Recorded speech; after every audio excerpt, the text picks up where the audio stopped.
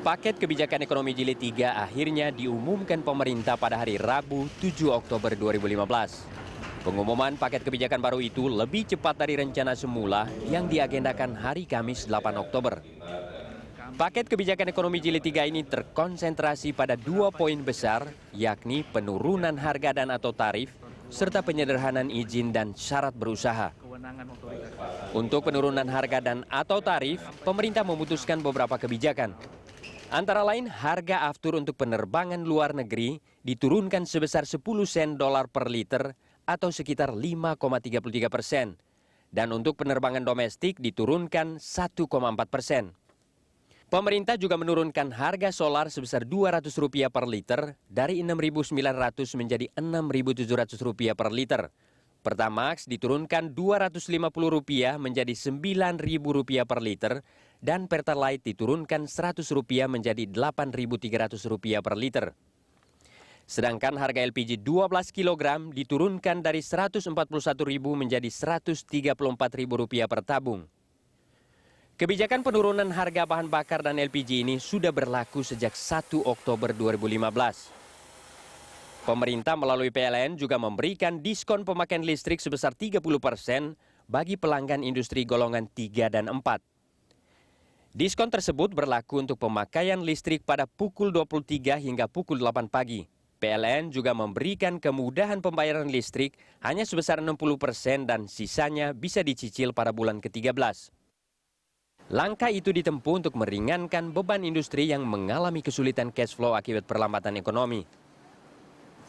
Selain itu, pemerintah juga memberikan insentif untuk sejumlah sektor industri seperti industri pupuk, keramik, dan petrokimia dengan mengurangi target penerimaan negara bukan pajak dari hulu migas. Antara lain, pemerintah mengurangi penerimaan sebesar 0 sampai 1 dolar per MMBTU dari kontraktor gas yang mendapat kontrak sebesar 6 sampai 8 dolar per MMBTU. Dan 1 sampai 2 dolar untuk kontrak di atas 8 dolar per MMBTU.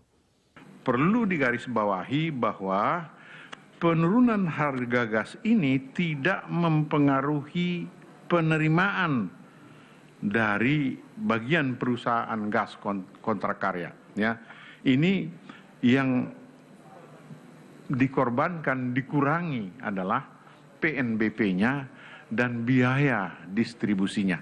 Jadi tolong dicatat baik-baik bahwa ini tidak, karena nanti dibilang, wah ini dunia usaha dipaksa ini turun penerimaannya. Tidak, penerimaannya tidak berubah. Selain penurunan tarif dan harga, pemerintah juga menyederhanakan dan mempercepat proses perizinan tanah untuk kegiatan usaha. Baik izin pemberian hak atas tanah, hak guna usaha, pemberian hak, perpanjangan hak, maupun pembaharuan hak atas tanah. Untuk proses permohonan hak guna usaha lahan seluas 200 hektar, dipangkas dari 30 sampai 90 hari menjadi hanya 20 hari kerja. Dan lahan di atas 200 hektar menjadi 45 hari kerja. Sementara perpanjangan HGU lahan 200 hektar yang sebelumnya 20 sampai 50 hari diperpendek menjadi 7 hari saja dan 14 hari untuk lahan di atas 200 hektar. Tim Liputan, Berita 1, Jakarta. Halo, selamat malam pemirsa, kita berjumpa kembali dalam Prime Time Talk dan kali ini bersama saya Doni De Keizer. Pemirsa, hari Rabu kemarin pemerintah kembali merilis paket kebijakan ekonomi sebagai kelanjutan dari paket kebijakan sebelumnya. Paket kebijakan ini dikeluarkan dengan tujuan agar pertumbuhan ekonomi dan pergerakan dunia usaha yang saat ini tengah mengalami pelembatan dapat kembali normal dan mampu bergerak lebih cepat dari sebelumnya.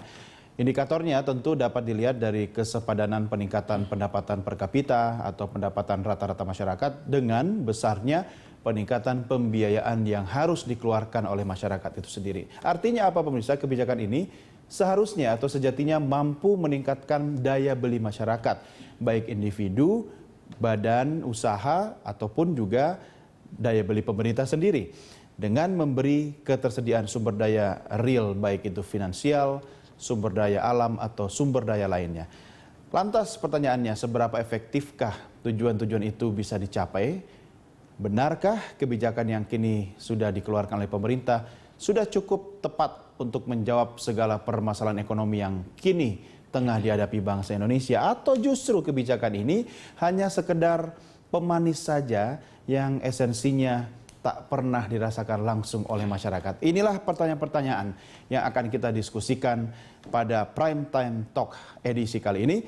Telah hadir bersama saya praktisi dari dunia usaha, yaitu seorang pengusaha Thomas Darmawan, dan nanti juga akan bergabung bersama kita staf khusus Menteri Keuangan Republik Indonesia Arief Budimanta, dan juga narasumber yang lainnya akan bergabung bersama kita. Sambil menunggu dialog kita, pemirsa, saya ingatkan Anda juga bisa berinteraksi dalam program ini melalui sambungan telepon di 021 529 00311 atau 021 529 00308, dan bisa juga via SMS di nomor 0811 833 5551. Mention kami via Twitter di @berita1tv atau Facebook kami di Berita1TV. Baik.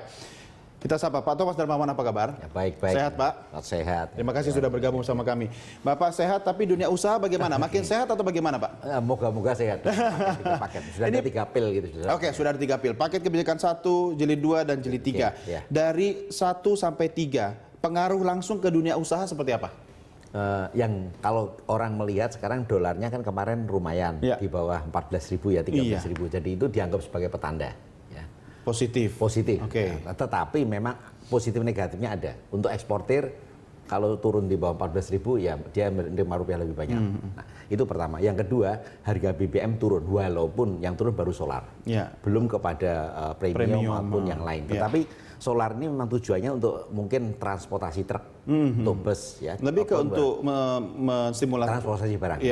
Nah, cuman yang untuk premium yang dipakai oleh UKM ya, untuk mobil-mobil untuk angkutan barang yang untuk UKM itu biasanya pakai premium. Itu juga belum turun, termasuk sepeda motor. Yang ketiga yang kita rasakan adalah kredit ya. Memang suku bunga diturunkan. Tetapi memang implementasinya menjadi problem. Jadi kenapa begitu? Karena ternyata pemerintah sudah mencoba menurunkan, tetapi dalam implementasi kan tergantung dari bank. Ternyata UKM banyak yang masih skeptis karena selama ini kan paket yang pertama kedua ini ada waktu 1 bulan. Ternyata memang apa yang dijalankan di paket pertama baru direlokasi. Belum seluruh pemerintah melakukan itu. Karena beberapa departemen ya, dari beberapa departemen ada yang sama sekali belum satu, ya toh. Ada yang hanya sedikit ya. Nah, ini perlu. Nah, yang ketiga mungkin daya beli. Nah, saya belum tahu ya. Saya berharap dengan penurunan harga BBM, harga gas ya, mungkin harga listrik ya, Rp12 atau Rp13. Kalau gas mulai per 2016. Nah, itu baru Januari. Nah, saya pikir kenapa kok enggak sekarang itu? Situasinya kan sekarang yang dibutuhkan. Jadi seperti yang kita ketahui. Tapi kan ini bukan paket pamungkas pemerintah, mungkin akan ada paket selanjutnya. Nah, ini yang kita belum tahu. Karena mungkin gas termasuk yang di situ, Pak Thomas. Waktu itu Pak Presiden menjanjikan ada 3 paket. Sekarang kan sudah 2 3-3-nya. Apakah nanti masih ada Oktober akhir, masih ada lagi? Kita belum tahu. Tetapi saya berharap masih ada paket yang keempat. Karena kalau ini hanya itu. Pertama gini, saya melihat sebenarnya mengenai listrik. Tapi Pak Thomas sebentar, kalau Anda masih berharap akan ada paket kebijakan ekonomi keempat lagi, berarti paket 1, 2, 3 tidak optimal menurut Anda? Karena beda-beda. Paket pertama itu sasarannya beda-beda ya, untuk membuat semua aturan-aturan dwelling time dan lain-lain itu supaya itu belum seluruhnya. Ada departemen yang belum. Dan kita sudah mengadakan evaluasi baik itu di Apindo, di Kadin untuk membahas mana aja yang belum. Ternyata beberapa departemen belum. Kemudian paket 2 itu lebih banyak kepada kebijakan untuk menarik investasi. Dalam hal soal waktu investasi. Yang ketiga ini seolah-olah memang ditujukan untuk sektor real. Ya. Kami berharap. Kok seolah-olah? Nah, memang sebenarnya kan ini memang targetnya kepada sektor real, pengurangan harga. Tapi belum terserap secara maksimal. Belum terserap secara. Jadi ini kan baru dikeluarkan 2 hari. Iya, tapi kalau sektor ini memang harusnya kayak BBM jenis premium juga sudah termasuk ya. Seharusnya gitu. Tapi kan BBM untuk jalur distribusi kan, Pak. Ini kan sangat terpengaruh dengan solar dan aftur begitu. Contoh gini, salah satu listrik. Listrik diturunkan ya harganya untuk I3 dan I4. Tapi juga listrik diberikan pada jam 24, jam 23 sampai jam 8. Nah, kondisi yang terjadi saat ini di lapangan karena daya beli yang turun ya, dan untuk mencegah PHK maka beberapa industri itu mengurangi shift, tidak memphk tetapi shiftnya ya lembur dikurangi, shiftnya yang 3 shift dijadikan. Termasuk shift yang dapat diskon listrik itu malah nggak kepake sebenarnya ya. Yang menurut saya karena kalau orang pabrik itu memberikan pekerjaan shiftnya tuh malam, otomatis kan tidak hanya sekedar listriknya tadi bisa murah, tetapi biaya ongkos lembur kan harus dibayar, antar jemput juga dibayar. Nah ini menurut saya paket ini ya agak kurang pas gitu ya. Paket setengah hati. Kalau saya sebutnya setengah hati ya, tapi sebenarnya tujuannya Tapi baik. Pak Thomas kan sebenarnya justru ini mungkin untuk menstimulasi bahwa pabrik-pabrik itu bisa meningkatkan atau tidak mengurangi shift karena Ya. di jam-jam shift malam itu ada pengurangan biaya listrik Ya. begitu kan? Paket ini bermanfaat untuk industri otomatis. Otomotif. Yang enggak, bukan, industri yang otomatis. Oh, otomatis.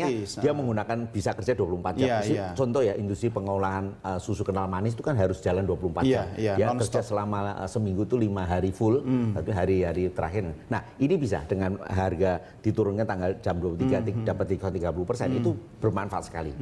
Tetapi industri padat karya yang kita sedang prihatinkan ada industri padat karya di mana tidak boleh terjadi PHK, Ya. ini juga tidak bisa bermanfaat karena jam 23 sampai jam 8 itu memang bukan jam yang menguntungkan. Iya. Nah, kalau Bukan itu nanti jam shiftnya, produktif nah untuk memang padat betul karya. kita berharap industri juga bisa memanfaatkan itu. Tetapi kalau saya karyawan tuh bekerja 23 sampai jam 8, otomatis kan ada ongkos lemburnya. Ya, Selain itu daripada subsidi overtime. silang lah Pak. Ya, Artinya nah, ini ongkos angka, listrik apakah di- angka 30% dari penurunan listrik ini bisa mengkompensasi daripada lembur biaya dan tadi? sebagainya. Ya. Tergantung jumlah karyawan juga ya. Betul, Tapi ini- memang kalau kalangan pengusaha pasti akan berpikir jangan sampai ada PHK ya. Ya, Sebisa ya. mungkin akhirnya harus kreatif melakukan upaya-upaya operasional ya Pak ya. Pak Thomas, kita lanjutkan di segmen berikutnya. Ya, Kita ya. break dulu dan pemirsa tetap bersama kami. Kami segera kembali sesaat lagi.